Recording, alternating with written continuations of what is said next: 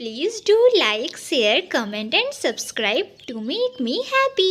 जग्गू कौवे को फ्लू और खांसी थी, इसलिए गोरी कौवी अपने बेटे जग्गू कौवे को डॉक्टर बुलबुल के पास लेकर जाती है। बुलबुल, मेरे बेटे को बहुत जोर की खांसी हो गई है। कल रात से मेरा बेटा सो नहीं पाया है। इसे ठंड लग गई है, मैंने दवा लिख दी है, इसे समय समय से दवा देती रहना और हाँ, नाश्ते में उबला हुआ अंडा भी जरूर देना। बुलबुल, मेरा बेटा ठीक तो हो जाएगा ना? मैंने महंगे फूलों का रस मिलाया है दवा में, आप ना दवा के साथ अंडा भी खाने जरूर देना। गोरी कौवी अपने बेटे की दवा लेती है और उसे लेकर वापस अपने घर चली जाती है।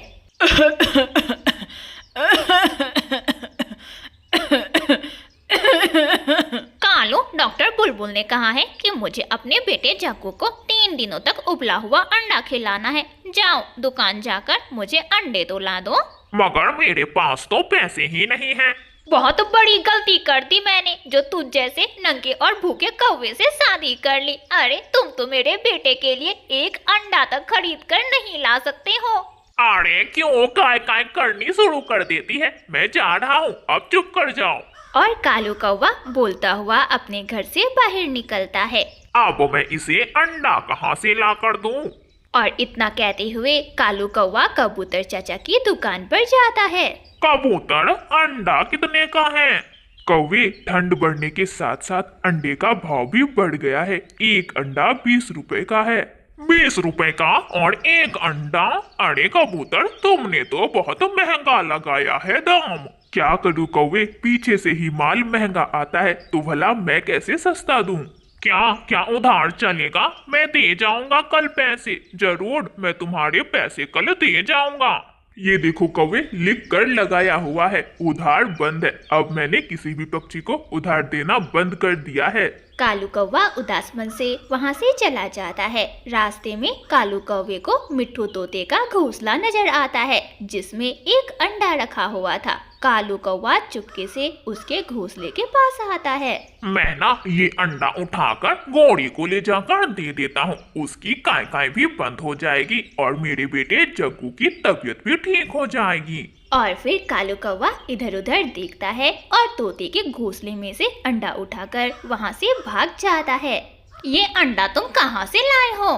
कबूतर चाचा की दुकान से। और कहाँ से लाऊंगा? वो गंदी आंखों वाला कबूतर भी ना बहुत लालची हो गया है। पैसे तो बहुत अधिक लेता है, गिन गिन कर 1-1 रुपये लेता है, मगर अंडे देखो कितने छोटे दिए हैं। अरे लगता है जैसे किसी चिड़िया का अंडा हो।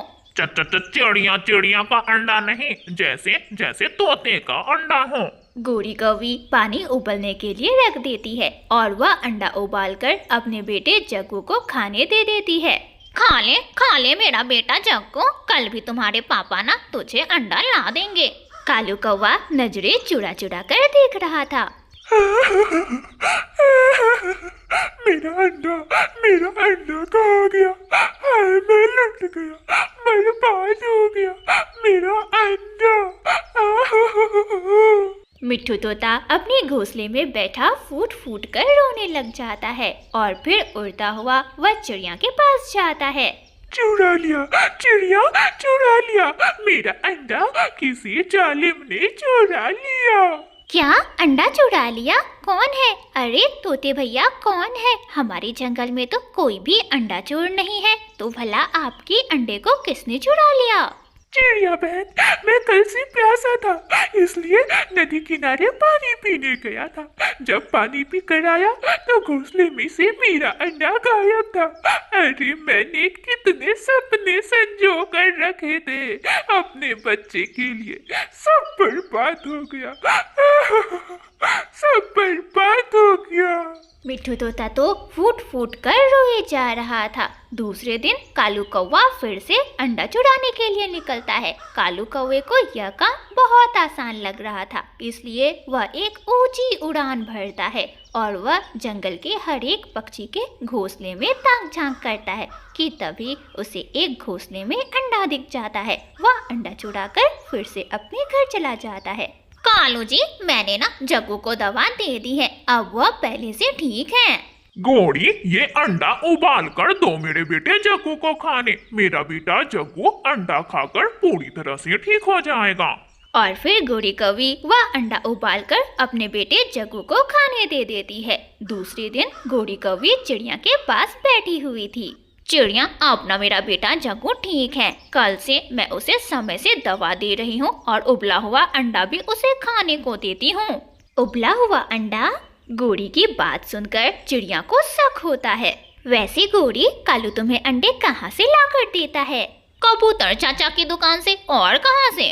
चिड़िया जल्दी से उड़ती है और कबूतर की दुकान पर जाती है। कबूतर, क्या कालू आपसे अंडा लेकर गया था?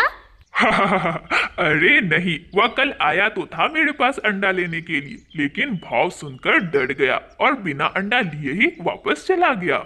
अच्छा, तो मेरा शक सही निकला। वही है अंडा चोर। कमबख्त, मुर्गी का अंडा नहीं देकर पक्षियों के अंडे को अपने बेटे को खिला रहा है और पक्षियों की जीवन को बर्बाद कर रहा है। और फिर चिड़िया कालू कौवे पर नजर रखने लगती है। अगले दिन जब कालू कौवा फिर से किसी पक्षी का अंडा चुराने के लिए निकलता है तो चिड़िया उसका पीछा करती है। कालू कौवा तो उड़ता हुआ सीधा चिड़िया के घोंसले के पास ही पहुँच जाता है। आज तो मैं अपने बेटे जग्गू के लिए चिड़िया का अंडा ही चुरा कर ले जाऊंगा। और फिर इधर उधर देखकर कालू कौवा चिड़िया का अंडा उठाने लग जाता है कि पीछे से चिड़िया आ जाती है। रखो रखो मेरा अंडा, लालची कौवे। अरे कितनों का घोंसला अब उजाड़ोगे? मेरा अंडा भी चुरा कर ले जा रहे हो। पहले मिट्ठू तोते का अंडा लेकर गया, फिर किसी और पक्षी का अंडा लेकर अपने बेटे को खिलाया। अरे तुम्हें शर्म नहीं आती? 20 रुपए के अंडे के लिए तुम कितने पक्षियों की जिंदगी को उजाड़ रहे हो। मम्मा, मैं तो देख रहा था कि अंडे में से बच्चा निकला या नहीं। तुम्हें ना अभी पता चलेगा कि तुम क्या कर रहे थे। और फिर चिड़िया शोर मचाती है और जंगल के सभी पक्षियों को अपने घोंसले के पास इकट्ठा कर लेती है। यही है वो अंडा चोर। इसे इसके किए की सजा जरूर मिलनी चाहिए। तब मेरा अंडा भी इसी ने चुराया था। मैं छोड़ूंगा नहीं तुम्हें जालिम। और फिर सभी पक्षी मिलकर कौवे को मारने लग जाते हैं और मार मार कर कौवे का पंख तोड़ देते हैं। कौवा पेड़ से सीधा जमीन पर धड़ाम से गिरता है। हाय, मार डाला, मुझे मारा, मुझे बहुत मारा। घोड़ी, मुझे बचा लो। तुम्हारे जैसे कौवे की यही सजा थी। अब तो दोबारा कभी ऐसी हरकत नहीं करेगा। और ऐसे कालू कौवे को उसके किए की सजा मिलती है। प्यारे दोस्तों, अगर आपको यह कहानी अच्छी लगी तो इस कहानी को लाइक, अपने दोस्तों के साथ शेयर और हाँ, ऐसी ही मजेदार कहानियाँ देखने के लिए हमारे इस चैनल को सब्सक्राइब करना बिल्कुल ना भूलना। 1 नंबर की आलसी, 1 नंबर की चोरनी और 1 नंबर की झगड़ालू थी वो कौवी। वह हमेशा ही किसी न किसी पक्षी से लड़ाई ही किया करती थी। चिड़िया सुबह से सूखी लकड़ियाँ काट रही थी कि तभी वहाँ गोरी कौवी आ जाती है। चिड़िया, ये तुम क्या कर रही हो? गोरी बहन, मैं घर को गर्म रखने के लिए सूखी लकड़ियाँ जमा कर रही हूँ। इस पेड़ की सारी लकड़ियाँ मेरी हैं। यह पेड़ मेरी दादी ने लगाया था। क्या हुआ अगर यह पेड़ सूख गया? मगर यह पेड़ हुआ तो मेरा ही ना। चलो लाओ, सारी लकड़ियाँ तुम मुझे दे दो। ऐसे कैसे मैं तुम्हें सारी लकड़ियाँ दे दूँ? मैं सुबह से यहाँ बैठी लकड़ियाँ काट रही हूँ और अब तुम आ गई दादी बनकर। तो क्या तुम मुझसे लड़ना चाहती हो? पिद्दी सी चिड़िया, चुपचाप से यहाँ से चली जाओ वरना मैं तुम्हें एक लगाऊंगी। गोरी कौवी चिड़िया की काटी हुई सारी लकड़ियाँ उठाकर वहाँ से अपने साथ लेकर घर चली जाती है और चिड़िया बेचारी वहाँ बैठी बस उसका मुंह ही देखती रह जाती है। घोड़ी, इतनी सारी लकड़ियाँ तुम कहाँ से लेकर आ रही हो और वह भी इतनी जल्दी? कालू, काटी थी उस छोटी चिड़िया ने और मैं उससे छीन लाई हूँ। घोड़ी, तुम तो मुझसे भी 2 हाथ आगे हो। फिर एक दिन गोरी कौवी उड़ती हुई जा रही थी कि उसे एक पेड़ पर बैठा मिट्ठू तोता मिल जाता है। उसके पास एक मीठा अमरूद था। गोरी कौवी उसके पास जाती है। मिट्ठू, क्या ये अमरूद मीठा है? नहीं, ये अमरूद कड़वा है। तुम यहाँ से जाओ। अच्छा मिट्ठू, अगर तुम्हारी ऐनक उतार दें तो क्या तुम उड़ सकते हो? नहीं, मुझे ऐनक के बिना कुछ दिखाई नहीं देता। और फिर गोरी कौवी पंख मारकर मिट्ठू तोते का ऐनक नीचे गिरा देती है और उसका अमरूद उठा लेती है। अब मैं तो चली, मगर तुम उड़ने की कोशिश ना करना, वरना अपनी टांगे तुड़वा लोगे। और गोरी वहाँ से भागती है। रुको रुको, कहाँ जा रहे हो? मेरा अमरूद मुझे वापस करो। रुको दुष्ट कौवे, मेरा अमरूद मुझे वापस करो।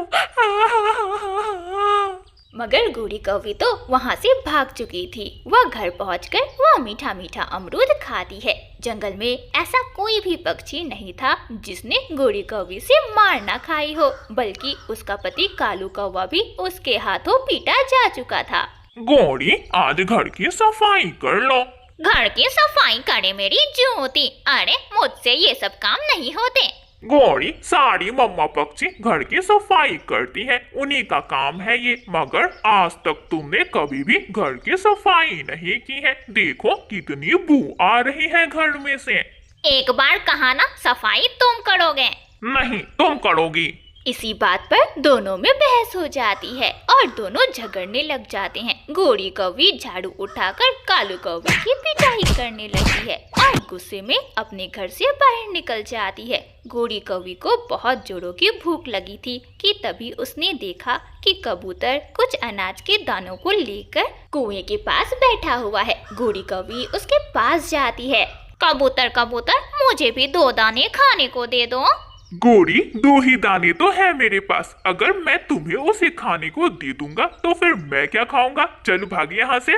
मगर गोरी कौवी इतनी आसानी से कहाँ मानने वाली थी। कबूतर कभी उन दानों को अपनी ओर खींचता तो गोरी कभी उन दानों को अपनी ओर खींचती। दोनों में लड़ाई हो जाती है और इस लड़ाई में गोरी कौवी का पैर अचानक से फिसलता है और वह सीधा कुएं में गिर जाती है। खाओ, अब यहाँ बैठकर दाना खाओ, मैं तो चला। कबूतर, मेरे सुंदर से भाई, मुझे यहाँ अकेला छोड़कर मत जाओ, मैं मर जाऊंगी। तुम मर ही जाओ, सबका जीना हराम कर रखा है तुमने। कबूतर वहाँ से चला जाता है। गोरी कौवी कुएं के अंदर बैठी रोने लग जाती है। कबूतर कालू कौवे के पास जाता है। कालू, तुम्हारी पत्नी कुएं में गिर गई है, जाओ और उसे कुएं से बाहर निकाल लो, वरना वह वहाँ बैठी मर जाएगी। मरती है तो मरे, अरे वो तो मुझे आज झाड़ू से मार कर गई थी। चिड़िया कुएं के पास से ही गुजर रही थी। किसी पक्षी की आवाज सुनकर चिड़िया कुएं के पास जाती है। चिड़िया चिड़िया, मुझे इस कुएं से बाहर निकालो, मैं मर जाऊंगी यहाँ। याद करो वो दिन, वो पेड़ तुम्हारी दादी ने लगाया था ना? तुमने मेरी सारी लकड़ियाँ उठाकर अपने पास रख ली। अरे मैं क्यों तुम्हें बाहर निकालूं इस कुएं में से? तुम यहीं बैठी रहो, मेरे पास इतनी टाइम नहीं है। चिड़िया वहाँ से चली जाती है। थोड़ी देर बाद मिट्ठू तोता वहाँ आता है। मिट्ठू मिट्ठू मेरे भाई, मुझे उस गंदी आंखों वाले कबूतर ने कुएं में धक्का दे दिया है, प्लीज मुझे बाहर निकालो। ताकि तुम कुएं में से बाहर निकलकर मेरा ऐनक कुएं के अंदर फेंक दो और मेरा भोजन चुरा कर भाग जाओ। बुरी कौवी, दुष्ट कौवी, मैं तुम्हें बाहर नहीं निकालूंगा।